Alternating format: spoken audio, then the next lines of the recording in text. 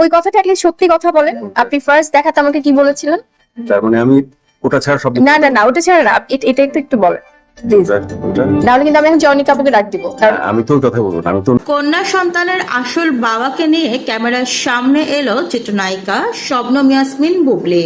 বুবলি বলেন, প্রথম দেখাতেই আমাকে এই লোক প্রপোজ করেছেন। ভেবেছিলাম এত বয়স্ক লোক কিভাবে কি করব। তারপর তো সে আমার মেয়ের বাবাই হয়ে গেল। শবনম ইয়াসমিন বুবলি আরো বলেন, সন্তান জন্ম হওয়ার পুরোটা সময় তিনি আমার পাশেই ছিলেন, আমাকে খুবই টেক কেয়ার করেছেন। আসলে আমাকে সে তার জীবনে পেয়ে নিজেকে খুবই ভাগ্যবান মনে করছে। আর সত্যিই তো, আমি যার ঘরে যাব তার ঘরই আলোকিত করে আসব। বুবলি আরো বলেন, শেহজাদ খান বীরের বেলা আমি সবকিছু একাই করেছিলাম, এক ফোঁটা যত্ন আমি কারো কাছ থেকে পাইনি। যত্ন তো অনেক দূরের ব্যাপার, আমার পাশেও কেউ ছিল না। আমি 3 তলা থেকে একা একা নিচে নামতাম, বাজার রান্না সবকিছু আমাকে একাই করতে হতো। একটা মানুষের চেহারাও আমি দেখতে পেতাম না। কিন্তু এবার মেয়ের বেলা আমি অনেক বেশি টেক কেয়ার পেয়েছি। এতটা যত্ন আমি পাবো আমি স্বপ্নেও ভাবিনি। আমার জীবনের সব আক্ষেপ এক নিমিষেই শেষ হয়ে গেছে।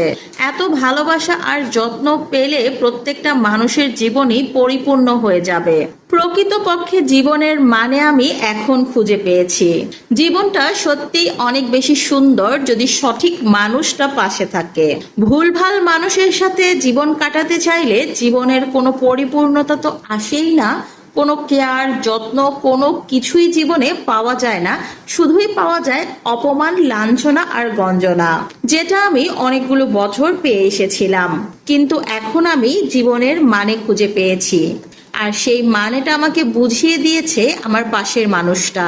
সে আমাকে এত বেশি যত্ন ভালোবাসা দিয়েছে, সত্যিকার অর্থেই আমার জীবনে হয়তো চাওয়ার মতো আর কিছুই নেই। তো ভিউয়ার্স, বুবলির এই ধরনের কথাগুলো শুনে আপনাদের মন্তব্য কি? কমেন্ট করুন।